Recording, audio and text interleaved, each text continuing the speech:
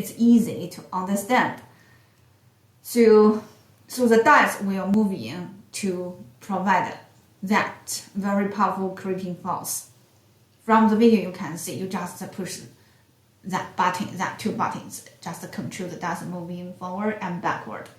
Easy to understand. And you know the whole machine is driven by electricity. This type is driven by electricity. The machine can also driven by our human hand and vehicles.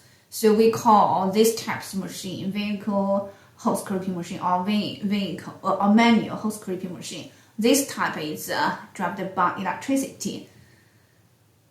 So as you can see, there are only two buttons on control panel for our P5 tool. So when you press the button, let the dice moving forward, let the mode get closed. So the machine, the head of the machine will provide that very crimping force.